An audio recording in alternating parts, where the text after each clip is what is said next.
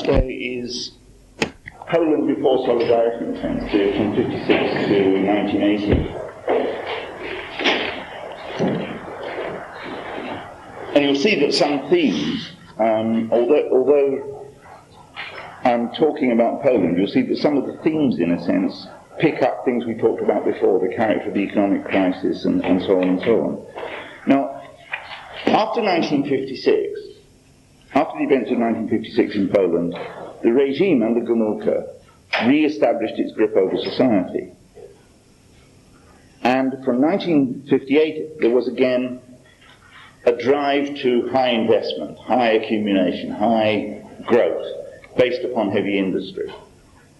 And a simple measure of this, the share of what's called the share of accumulation in the gross national product, rose from 22.5% to 28.5% between 1957 and 1968. More and more resources are being gathered together for the purposes of investment and accumulation.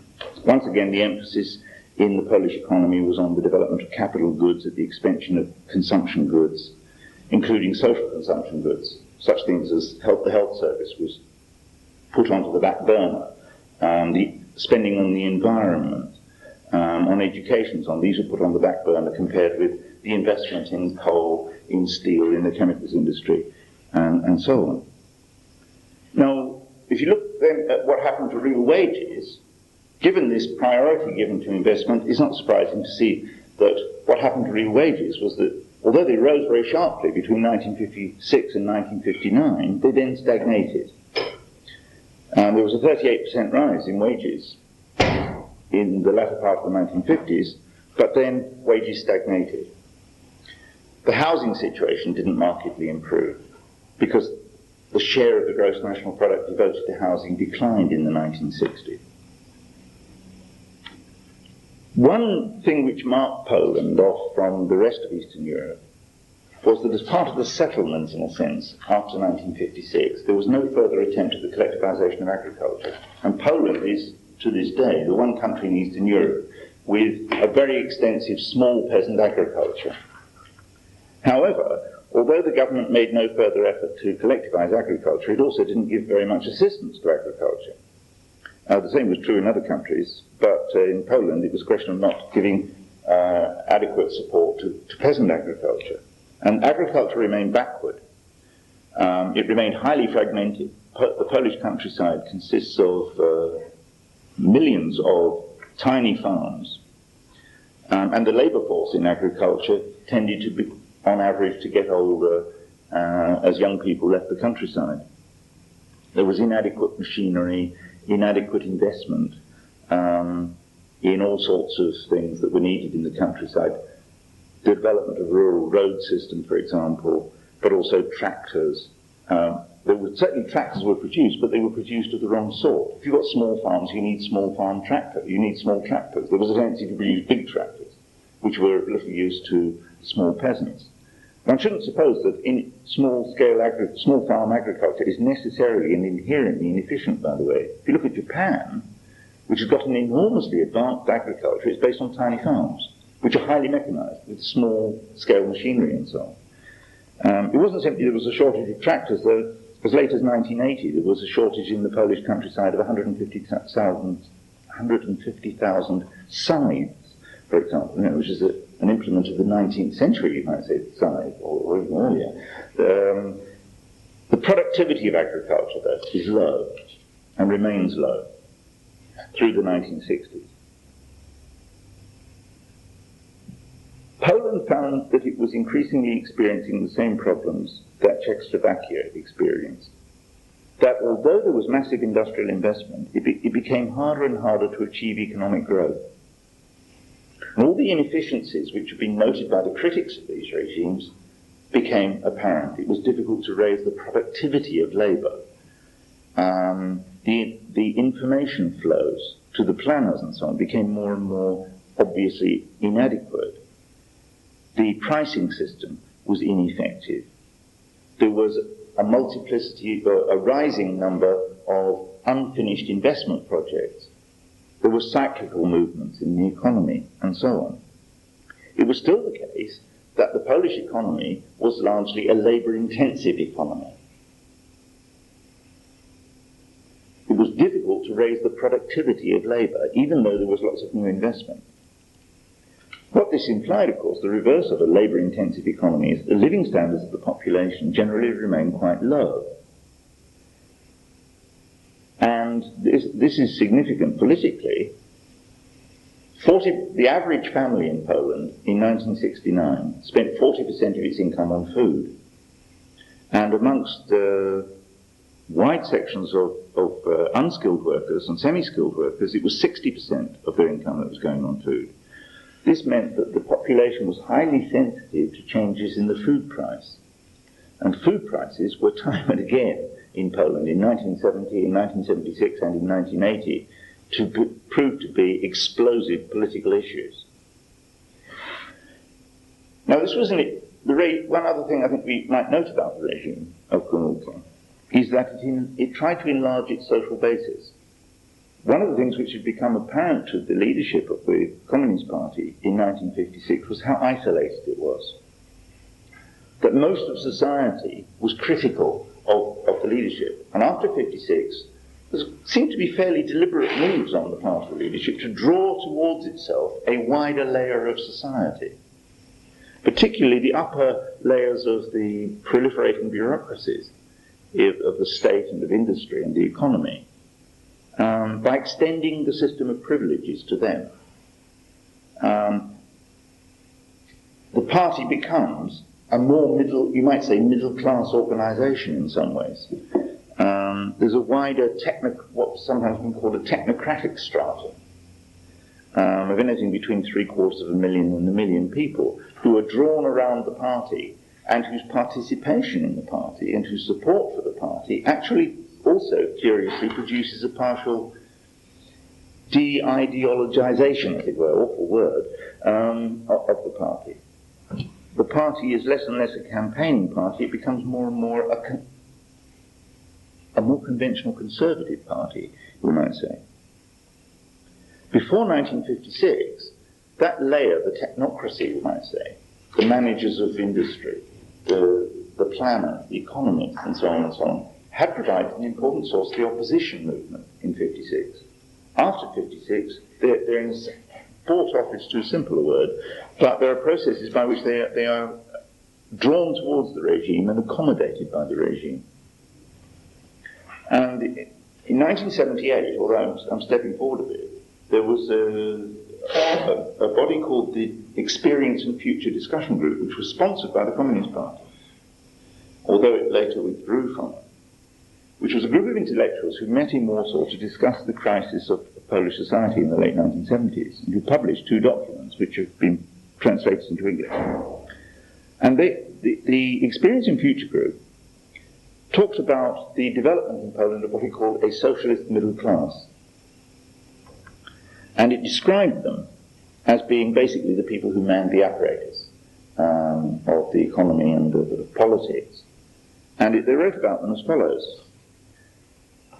Do they have any interest in common with the working classes? Absolutely not. They grow richer and richer, but they are still not as rich as they would like to be. This was an evaluation by loyal but critical intellectuals in 1978 about the evolution of the social structure of Poland in the previous couple of decades. Now, this stratum within the party and its predominance in the party tended to prevent the re-emergence in the Communist Party after 1956 in Poland of what we might call a reform wing. When dissident movements developed in Poland after 1956, for example amongst the intelligentsia in the 1960s or amongst the workers in 1970 and afterwards, they got much less echo inside the party.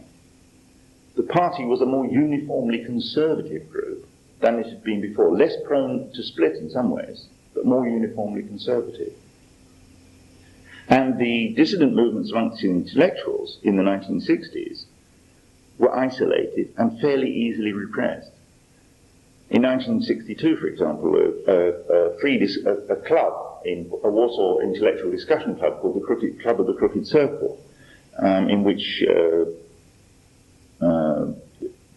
Marxist intellectuals and Catholic intellectuals met and discussed together. The Marxists who'd been influenced by ideas of Marxist humanism and so on, met together with left-wing Catholic intellectuals. It was closed down by the regime with very little protest or successful protest. In 1964, a group of 34 leading intellectuals in Warsaw published an open letter to the government protesting at cultural censorship, and they were told off and sanctions were exerted against them to shut them up, like taking away their right to foreign travel and so on.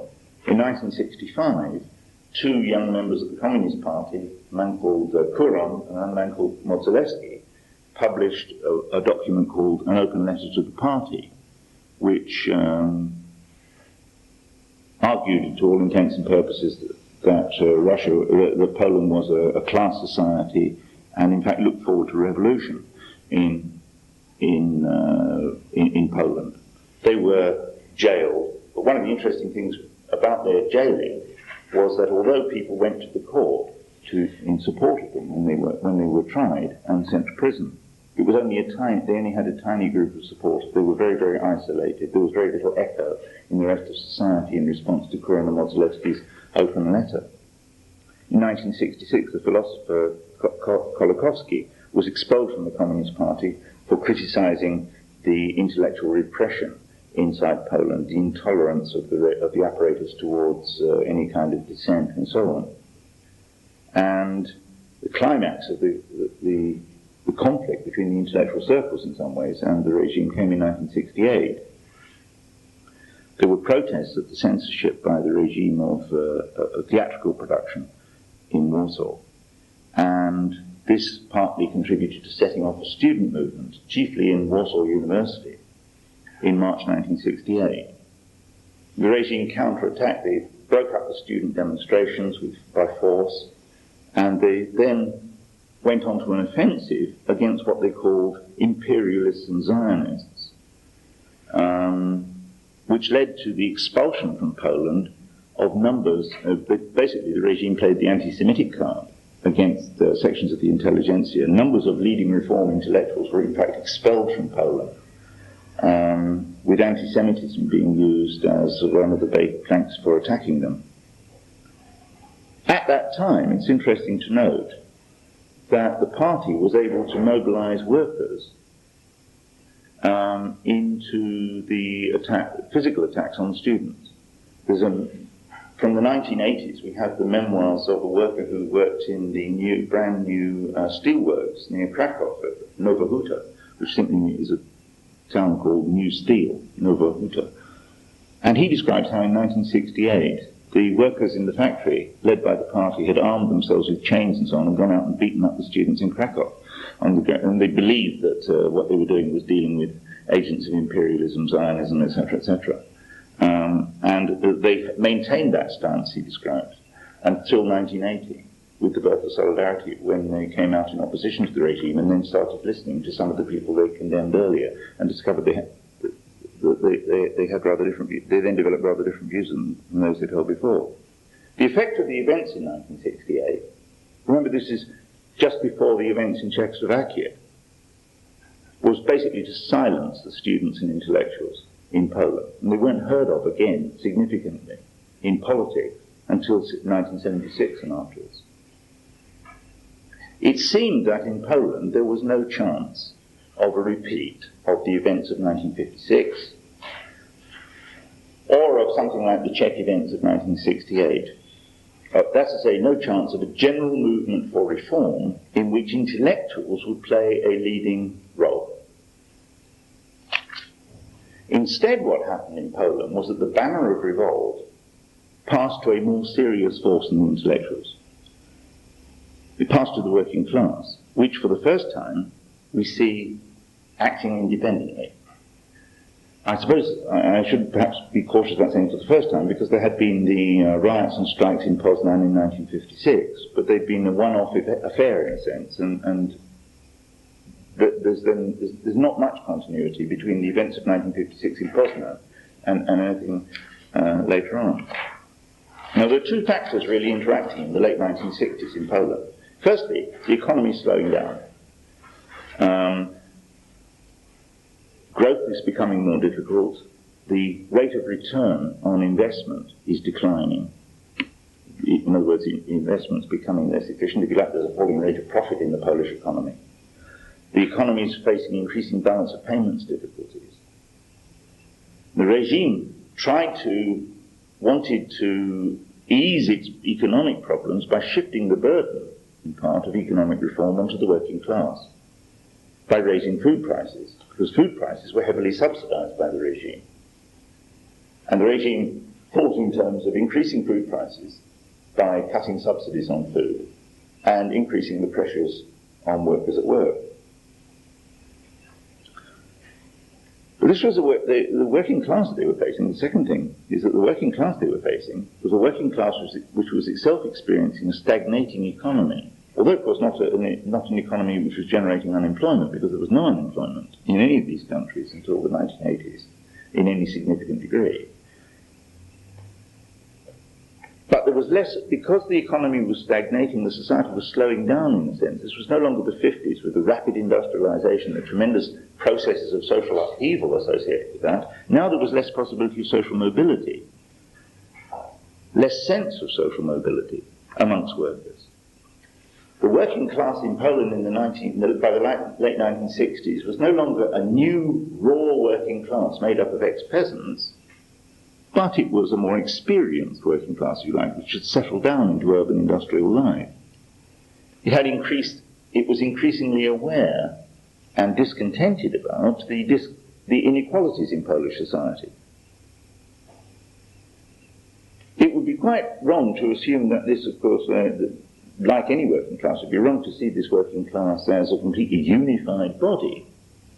There are all sorts of distinctions within the working class between skilled workers and unskilled workers, between workers in one industry and workers in another. The workers in some industries were relatively privileged by comparison with others, particularly workers in the coal industry and in the iron and steel industry. They had rotten working conditions and high levels of accidents and so on, but they were better paid and better looked after by the regime than workers in some other industries. They were still, in important senses, the workers in the iron and steel industry and in the coal industry, predominantly located in the rapidly industrialized south of Poland, were more tied to the regime. But within the working class as a whole, there's a development of what came to be called the active,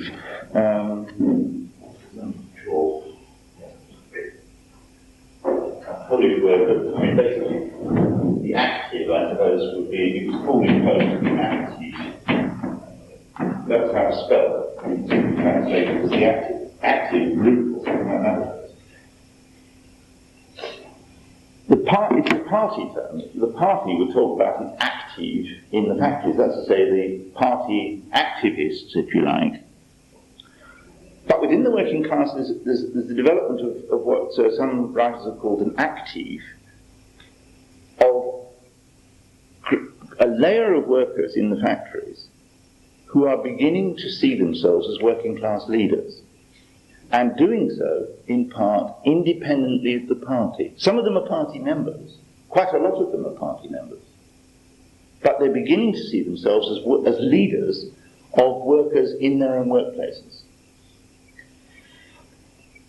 at the factory level. As I say, many of them are party members. Not all of them are party members. Many of them are. But they're increasingly critical of the situation of their fellow workers and that they find themselves in. And they try to voice their discontent through the party machine. There are lots of reports of workers loyal party workers, sending in critical reports about the situation in the factories, about the condition, about the wage levels, about the pressure on overtime, and so on, to the party high-ups, who don't respond. They're ignored. There's quite a good account of this in the book by, which you'll find on this little reading list handout, by Kalankiewicz and Lane. The book's in the library called Social Groups in Polish Society. They were published in the early 1970s, and the chapter on workers has got quite a good account of this growth of a kind of rank-and-file leadership developing in the factories. A bit like, you might say, the shop stewards movement in Britain. in the 1960s. Not terribly political, but increasingly militant in its attitudes. What it represents is the beginnings of self-organisation amongst workers, the beginnings of class consciousness amongst workers, independently of the regime. And of course in a situation of rising tension generated by economic stagnation.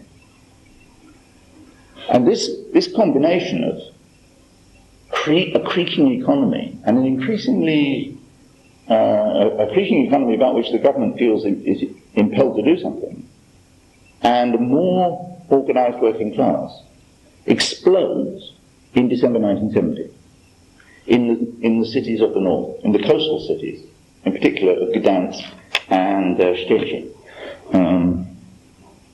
I was told that I should set a test for students. Can you spell Szczecin? It's probably easy to spell it in the German way, but Gdansk is of course the old Danzig. The old Germans of Danzig and Szczecin. The German Szczecin after the war became, I love this one, S-Z-T-Z-E-C-I-N, Szczecin. Anyway, it's a shipbuilding and port city. Industrial cities, I don't know what the equivalent would be. Some of them, Newcastle, I suppose. Newcastle or Glasgow would be, or Liverpool perhaps would be the cities we might compare them with in terms of their working class bases, and so on and so on. The government put up food prices 13 days before Christmas. On the 12th of December, it announced that food was going to go up in price and luxury goods were going to come down in price. 2 days later, that was on Saturday, on the Monday, the 14th of December, in Gdansk, there were strikes in response to the food price increases, and street demonstrations which turned, when the police attacked them, into wholesale riots in Gdansk. And one of the targets of the demonstration was the party headquarters, which was burned out by the demonstrators. In many strikes, in many enterprises in the Gdansk area, which is an area made up of 3 towns all next to each other, Gdansk, Sopot and Gdynia, up the coast there were strikes in whole numbers of enterprises, in the shipyards, but in many other places as well. The government responded by attacking the strikers as hooligans, but also by promising concessions to them. And the strikes looked as if they might come to an end with the promise of concessions by the government. Not that the government was going to concede on the question of price increases, but it was going to raise pay. And there was an uncertainty amongst the workers what was happening, and an announcement was made that the workers were to return to work. And in Gdynia, where there's a shipyard called the Paris Commune shipyard, workers came in on the train on one morning in the middle of that week to return to work. Basically, there was confusion about what was happening. And as they came off their trains and walked towards the factory, they were cut down by machine gun fire by the local militia. And numbers of workers were killed. I mean, workers had been killed on the Monday in the riots, but a large number of workers, far more workers, were killed at Gdynia railway station. And if you go to Gdansk today, you will see the monument which was erected in 1980 to the workers who were killed in 1970 in Gdansk and Gdynia. It stands 200 or 300 feet high. It's this massive concrete and steel monument outside the shipyard, the Lenin shipyard in Gdansk, which was put there as one of the first demands of the workers in 1980, because it was a shocking event for one of the immediate results of the high death rate in Gdansk. There's never been agreement about exactly how many people were killed. It was certainly over 100 in total that died in the early part of that week in Gdansk. Was that one of the early effects was that Gomulka was forced to resign. He was more or less carted off to hospital, and an announcement was made that he was ill. But basically, he was pushed out, and he was replaced by a man called Gierek, who was a party leader hailing from the south, basing himself with his base in Silesia in the mining and iron and steel area. Meanwhile, the strike spread up the coast, to the city which is almost on the edge of, on the borders of East Germany, Stettin. And the news about what had happened in Gdansk was spread by lorry drivers and railway workers to Stettin. And the Stettin shipyards and other workplaces in Stettin also went out, as Gdansk had done. There was rioting in the streets, followed by an occupation strike. Again, there were deaths in Stettin, and again there's an argument about how many workers were killed. I've seen reports varying from 17, which was the official count, to hundreds. I don't think we can be sure. Again, the shipyard was the centre of organisation in Stettin. There's quite an interesting account of what happened in Stettin in an article by my wife and by a guy called Edmund Bawuka, who was the chairman of the strike committee in Stettin, in the shipyard there. He had to leave Poland in a hurry because he was scared for his life in the 1970s. And he came to Manchester and worked in Trafford Park in one of the engineering factories there, and was one of the inspirers behind a very interesting TV program about the whole events in Stettin, which Granada put out. But it's an interesting account of actually the level of working class the pattern of working class organisation inside the factory. As I say, if any of you is interested in, I've made a photocopy, and you can read it. There was a strike committee established, which was too close to the party, and then finally the workers overturned their strike committee by changing the delegates, sacked their old strike committee, and created a more democratic one. The strike committee gradually developed a set of economic and political demands, expressing working class interests and so on. And this committee basically organised a more or less continuous occupation strike up to Christmas of 1970. And then after Christmas, the situation was unclear in Stettin as to what was going to happen. And the government then made a major error. They put out a film on television showing workers at the Stettin shipyard voting to support the government and to decide and to raise their work levels. And what this was a film which had been shot several years before, on which they had overlaid a new soundtrack, and it showed the workers in a particular department as the other workers in the shipyard, so it's scabbing on everything they fought for. And the workers in this department immediately went on strike in protest, and the occupation strike restarted in the Stettin shipyard over the question of government propaganda, that they had been lied about and lied to and made to look shameful in the eyes of the other workers and so on. The strike committee revived, and one of the demands now of the strike committee was that Gierek should come to the Stettin shipyards to talk to them. And they put this out as a demand. Now, Gierek had already been to Gdansk. There's no question that one of the reasons that they demanded this was that Gierek had already, as the new party leader, gone to Gdansk, and when he'd been in Gdansk, he'd had a fairly easy ride. He spoke to a mass meeting of workers, and he said, it's not been, the Gomulka government was rotten. We, of course, are going to be quite different. I am a worker. I've worked down the mines. I understand the problems of workers, and everything's going to be different under my government, and so on and so on. Will you help me? And one of the things which people who were around at that time recall, people who were later oppositionists, was that they stood in the crowd and shouted, "Yes, we will help you." And they had names like Lech Wałęsa. He was there shouting in the crowd in 1970, "Yes, we will help you." So was Anna Valentinovi, the sort of St. Joan of the shipyards of 1980, and so on. They were there in 1970, basically buying the government's propaganda. Now, when Gierek came in January 1971 to the Stettin shipyards, he got a much rougher ride. The workers had further development of their organisation. They were more critical of the regime. He tried to pack the meeting in Stettin, not entirely successfully.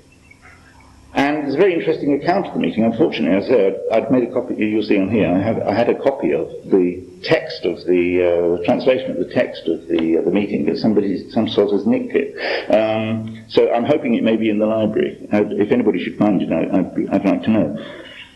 But what the meeting disclosed was basically the meeting consisted of Gierek making a speech, and then a delegate from each department in the shipyard going up one after the other to the podium and using the microphone and addressing the meeting and saying what they thought.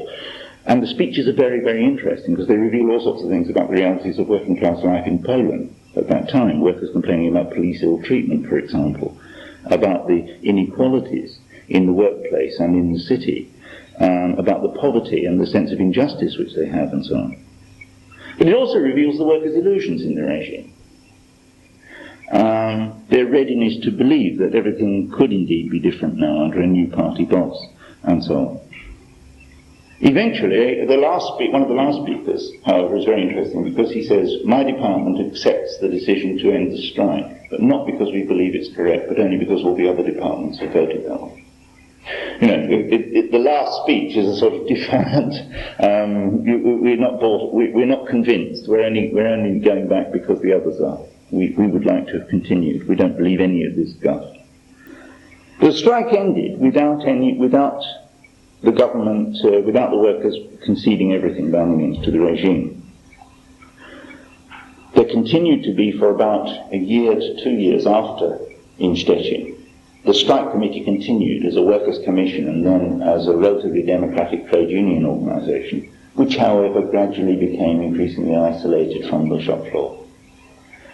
Once the movement subsided, it had less to do, it was less under the control of workers in practice, and then it began to be picked off by the regime. One of its members was murdered by unknown assailants. Another had a very serious accident, and which was why the worker, as the chairman, decided to become a seaman and got on a ship and got off the Azores and came to Britain because he decided that life was healthier for him outside Poland, and he didn't go back till 1980. As for the question of the price rises, the government, right all through the events in Gdansk and the events in Szczecin, had said, we can't make any concessions on the question of the price rises. And then in February 1971, the textile workers, women textile workers predominantly, in what I suppose would be the Blackburn or the Burnley of Poland, a city called Łódź, which is called Lodz, but it's pronounced Łódź. They went on strike over the question of the price increases, and at that point the government backed off and reduced all the food prices.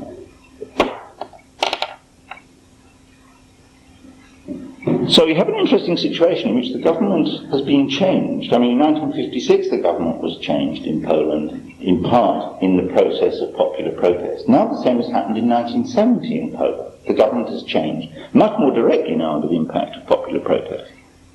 The working class could be said to have changed the government, not by means of election, but by means of riot and strike. And in all sorts of ways, what happened in 1970 was a small-scale rehearsal for what was to happen in 1980 with the birth of Solidarity, because of course Gdansk and Szczecin were were major organising centres in August of 1980 when Solidarity was created. There's a key new element in Poland in 1970, which is the emergence of independent working class organisation based on the factories. Still involving confused consciousness, if you like, amongst workers. Still involving considerable divisions amongst workers. It was only the workers of the coastal cities, plus who were involved in these massive actions. There were strikes in some other parts of Poland, but the great industrial belt of the south was hardly touched by the events of 1970. But there's no question that the government was very badly scared by the events of 1970 in Poland, and through the 1970s we see a process in which there are lots of strikes in Poland. Local strikes, and a considerable readiness on the part of the regime in local factories to make concessions to strikes.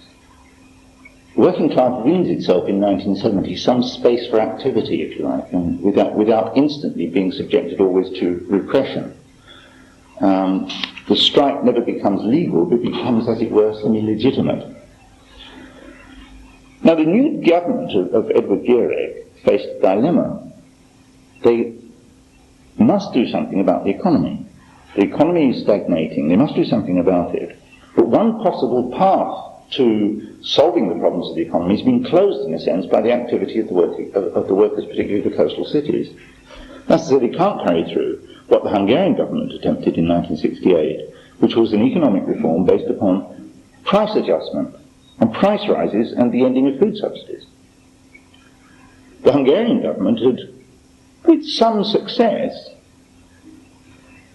modified the price system in Hungary, allowed food prices to rise, and compensated workers to some degree for the food price increases. They cut down subsidies.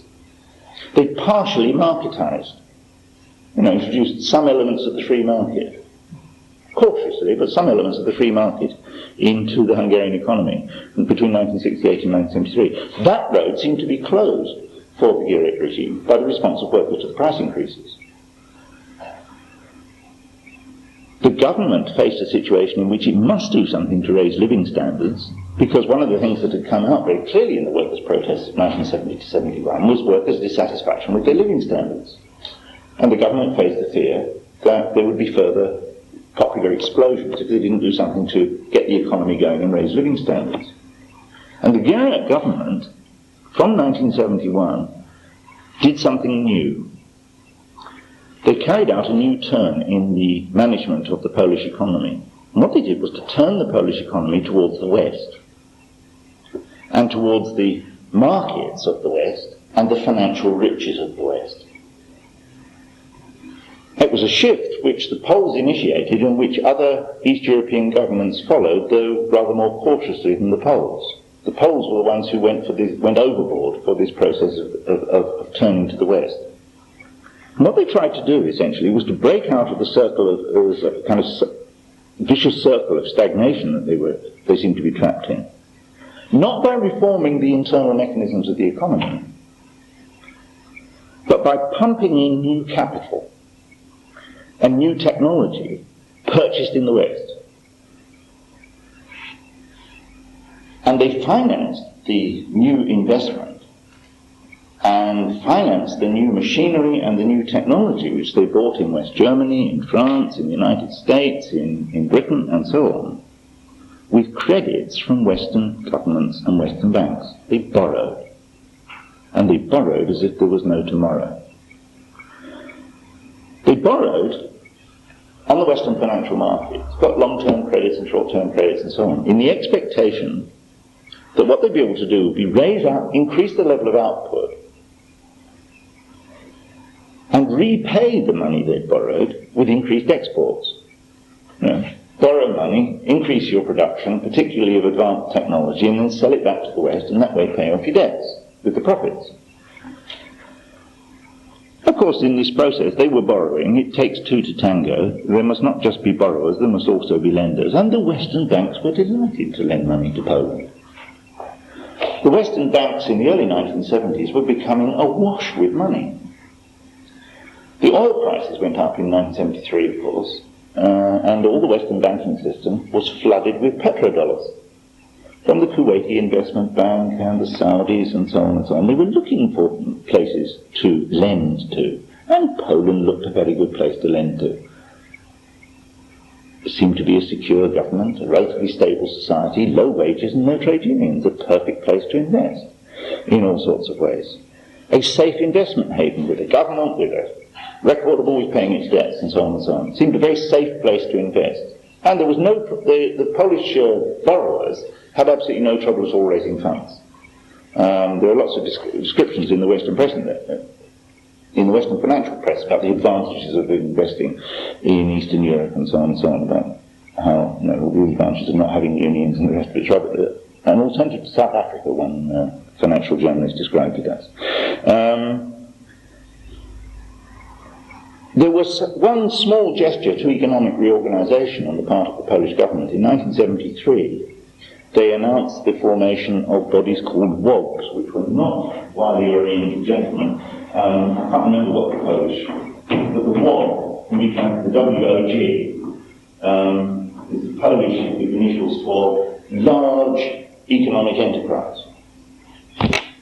Giant firms were established, not highly monopolistic firms were established, and the central supervision of these big blocks of business was reduced. And each of them was told, go and borrow money, basically. Form a large block and go and borrow money from Western banks. And as I say, the level of supervision by the centre over this process of investment was cut back. And these giant firms, as they were called, were supposed to conduct the Polish economy on the growth path with Western credits. Now, initially, it has to be said, the effects of this policy were very, very promising. By 1973, Poland had the third fastest growth rate in the world, according to the United Nations figures. Wages rose. Officially, real wages rose in Poland in the first half of the 1970s by 40%, which is very impressive, of course. We'd all enjoy a 40% increase in our standard of living in 5 years. More meat was consumed by Polish working class families as one of the sensitive indices for Polish workers of what their life is like, how much meat is available. And the actual level of consumption of meat rose by something like 25%, from 56 to 70 kilograms per head per year, which was much better than the consumption of meat by British consumers in that period, by the way. I don't know if this is because of the growth of vegetarianism in Britain, or actually because, of course, the British working class standard of living wasn't that good anyway. Though it was also the case that housing construction lagged behind. One of the reasons housing construction lagged behind was because the government had decided to invest large resources in factory-produced building systems. In other words, Humes galore, if you like. And they cut down the production of bricks and so on, saying, shortly, with all the new investment and the money we've borrowed, we will have these new highly efficient system-built ways of building flats and so on. So there was a delay in house construction. Basically, the Polish economy went in for what we can only describe, I think, as an orgy of investment. Consumption rose by 7% a year in the first half of the 1970s. Consumption rose by 7%, but accumulation, investment, rose by 20% a year, on average. It was the highest ever by the middle of the 1970s. Poland had the highest level of investment of any East European country. 35.5% of the gross national product was going into investment each year, or the equivalent in money terms. And the slogans were quite simply, grow, invest, develop, accumulate. And there was an emphasis on the new and the exciting and new technology and so on. And in the process, they actually shut down. They didn't modernize old factories, they just went out for building new ones. And they shut down some old plants and small plants in the interest of building up new ones. And this was later to prove disastrous, because one of the things they did was, for example, was to shut down small pharmaceuticals factories, saying, we're going to build a great new modern chemicals industry, who needs these tin pot little pharmaceuticals factories that only manufacture a few aspirin or a few specialist drugs? We'll have this wonderful new chemical industry which will produce all our needs, bigger and better soon. Meanwhile, we're shutting down the little ones. Another side effect of this, already apparent in the first half of the 1970s, where they were investing furiously and building furiously, was that they were increasing the pollution levels in Poland massively. There was very little concern for environmental effects of investment and development. The worst area in terms of pollution was undoubtedly the area in the south, the whole Silesian coal and iron and steel belt across the south of Poland. By the late 1970s, there was an article in the New Scientist, I remember in about 1978, about Poland, which described it as the most polluted country in Europe. Larger and larger parts of the water supply in Poland were declared undrinkable. Large parts of the lakes and the coast and so on were declared unfit for bathing, and so on and so on. The soil was increasingly poisoned with heavy chemicals, heavy metals and so on, with cadmium and mercury and so on. The ancient city of Krakow in the south was rotting because of the amount of acid rain falling from the steelworks upwind from it at Hudanova. There was a major shift, though, in the whole pattern of trade between Poland and the rest of the world. Previously, Poland's chief trading partner had been Russia, increasingly it shifted towards trade with the West. Its imports, though it was important, rose more than its exports. In other words, the trade account was going into more and more serious imbalance. But as I say, of course, they were hoping that by the mid-1970s they would be exporting more and therefore they would overcome these short-term imbalance problems. Even in this period of boom, in the first half of the 1970s, there were various signs of problems. One problem was that the rate of inflation rose. They developed in Poland two markets for goods and for money, an official market and a free price market. In the official markets, prices only rose by 3.5%.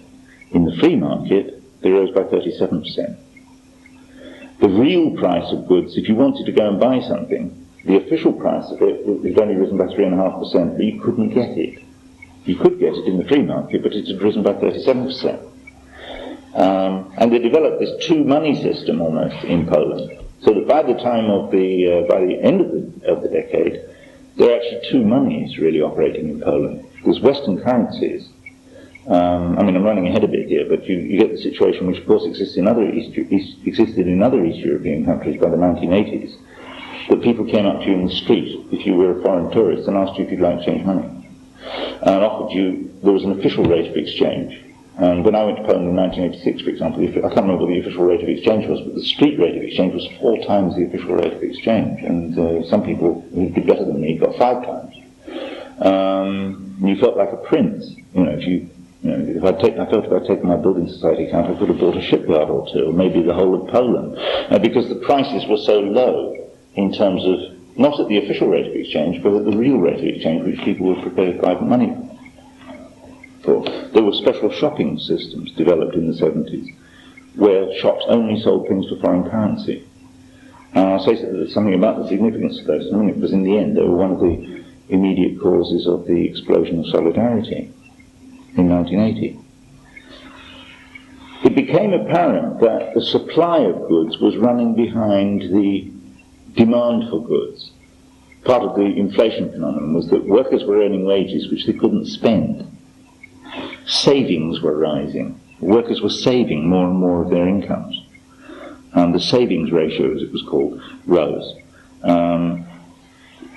There were increasing shortages of various kinds of goods which people wanted. One of the reasons for this was that these organisations, the WOGs, the big firms, were of course highly monopolistic, and they raised their prices faced with any kind of difficulty. They had no difficulty being highly monopolistic in raising their prices for goods. There was very little being invested in terms of the modernisation of existing plant. All the emphasis, as I said, was on new plant. On new methods of building, on new chemicals rather than old, and so on and so on. But what did not appear in the Polish economy was any significant improvement in the quality of the output of goods. This has been a recurrent problem of the East European economies, the problem of the quality of goods. The quality of the products of Polish industry did not significantly improve, which meant that the Polish government didn't have the success it expected to have in selling its engineering and manufactured goods on the world market. In fact, there was an official measure of the level of rejects in Polish industry, and what it showed was that the level of rejects was rising as a proportion of total products. They were producing more for the scrap heap, if you like, as a proportion of total production. Now, this meant that the Polish economy, effectively, the Polish economy, in order to meet its bills abroad, had to export more, not engineering goods, as they'd hoped, but more raw materials, more coal, more semi-finished goods, more of the goods which were needed in Poland, in fact. The very export pattern tended to be one which made the shortages in Poland worse, which furthered inflation inside Poland. Now, as I say, the plan had been that by the mid-1970s they'd be able to raise the export level and pay off their accumulated debt. And that debt had grown 4 times during the 1970s, from about 300 billion to, I've got it wrong, from 300 million, it's a 30 times growth, from 300 million to 11 billion. by the middle of the 1970s. This is in dollars. But by the time we come to the middle 1970s, instead of these hopes being realized, instead the Polish economy goes into a massive crisis. Partly the causes are internal, in terms of the inefficiencies and weaknesses of the Polish economy, which had not been overcome after all there had been no process of significant reform of the economic mechanisms internally, but partly because of external causes. The world market, on which so many hopes had been pinned, in terms of expanding exports and so on, had of course from 1973 on gone into its first major recession in the aftermath of the increase in the oil prices. There'd been a hectic boom in the world economy till 1973, but then really the first significant crash in the world economy occurs after 1973. The next one comes in the 1980s, and we're currently going to the next one. The biggest post-war recession, though, in 1973 onwards, which meant that it became much harder for the Poles to sell their exports on the world market. One of the responses of the West European states and generally the world capitalist states was to increase protectionism in the face of the recession. It became much harder to sell. The roaring inflation in the world economy in this recession, it was a curious new mixture called stagflation. Stagnation of the world economy and inflation meant that interest rates in the world shot up, which suddenly meant that the debts that Poland had became more expensive. Inflation meant that they got less goods for them when they borrowed money in the banking system. They got less goods for the money that they borrowed. Plus Russia joined, which was the chief supplier of oil to Poland, also joined the Arab states shortly afterwards in raising its oil prices. So Poland had to pay more for its imported energy. Now Poland shouldn't just be seen as a victim of this process, because Poland as a state had been a participant in all the processes which had led to the world recession. In this almost speculative growth, borrowing, etc., etc. It had contributed to pushing up world interest rates, it had contributed to pushing up the oil price and the rest of it. Now initially the response of the planners in 1975 to what were becoming increasingly apparent signs of crisis was to ignore the signs of crisis. They ploughed on with their massive investment plans and they boasted of how the plans were being overfulfilled.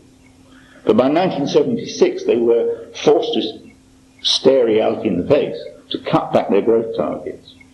But now all the problems that they faced from 1976 onwards went into reverse.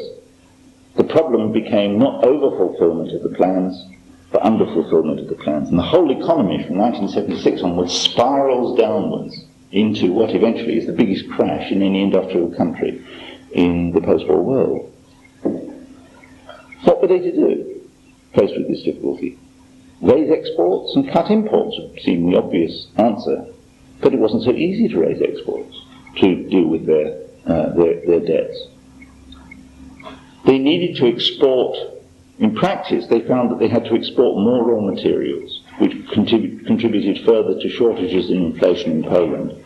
And it wasn't easy simply to say, it wasn't easy to say cut imports, but they had locked their factories and their development plan into the West. You can't half build a factory and then say, we're not going to finish it. The problem was, to finish it, they needed to import more machinery, more raw material, more parts and so on from the West. In other words, to further increase their import bill.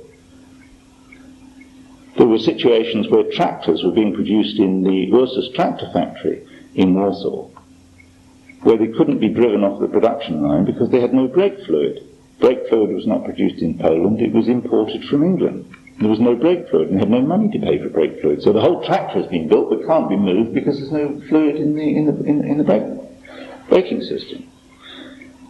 The Polish economy in the latter part of the 1970s becomes characterized by unfinished investments, by projects which have got longer and longer times for completion, or gestation times as they're called, in which the cost overruns, the cost of finishing things rises and rises. Many of the foreign licenses which had been purchased weren't in fact used and therefore represented total wastage and so on.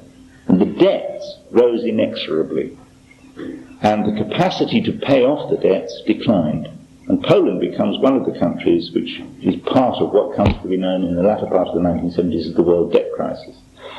By 1979, the debt stood, in 1975 it had stood at 11 billion, by 1979 it stood at 21 billion. By the way, today it stands at 49.5 billion. But by 1979, the debt, paying off the debt, the annual charges for paying off the debt amounted to 92% of the value of Poland's exports. In other words, there was only 8% left in principle for buying in imports. More and more shortages develop inside the Polish economy because of their inability to pay for imported components. Productivity drops. Finally, production itself drops. Growth in the latter part of the 1970s in Poland slows down, stops, and then goes actually into reverse. In 1979 to 1982, there was a 30% drop in production in Poland, which is the biggest, as I say, the biggest collapse in industrial production of any country, I think any industrial country in the world so far since the war. Now this growing crisis, just to end, was the background to two attempts by the government to, again, raise food prices, cut food subsidies. I mean, by now, the question of prices, the irrationality of the pricing system in Poland had become absolutely startling. Coal, for example, in one pit was costing 1,000 zlotys per ton to produce, but they were selling it for 550 zlotys. In other words, they were producing at a loss because of the pricing system. Milk, one of the subsidized milk, was selling to consumers at 2.9 zlotys a litre. The purchase price which the government had to pay to farmers for milk rose from 3.6 to 6.53 zlotys. In other words, every litre of milk that was being produced was costing twice as much as it was being sold for. Now the government was desperate in these circumstances to try and cut food subsidies. They were amounting to 40% of the state budget. I mean, the situation is in some ways akin to the situation, of course, in Russia today. A massive expenditure on food subsidies. And in July 1976, when the scale of the crisis first became apparent to the government, they announced that they were going to increase food prices. And the price increases they proposed amounted to something like a 16% increase in the cost of living for a Polish worker. They announced I've forgotten the date it was. Anyway, in July of 1976, on one day, they announced the price increases. That day, as they announced them, there were demonstrations and strikes. There were riots in the city of Radom, and the workers of the Ursus tractor factory marched out of their factory, which is by the main railway line, and pulled up the railway tracks that connect Warsaw with Paris in a display of anger at the price increases. And within 24 hours of announcing the price increases, the government withdrew the price increases again. So once again, their effort to modify the price system had been defeated by working class action. I mean, there were strikes in many other parts of Poland on that day. The government again had retreated. The level of subsidies continued to rise on foodstuffs. It's in this situation that they decided to play a slower game of encouraging the free market, as it were, and developing a system of what were called commercial shops, in which you could buy things that were in short supply at free market prices. And in 1980, on the 1st of July 1980, they tried once again in the middle of what was now absolutely openly a massive economic crisis in the Polish economy. They tried again on the 1st of July by announcing that some cuts of meat, pork chops and so on, would no longer be available in the subsidized shops. They would only be available in the commercial shops. That day the strike started, which led to solidarity.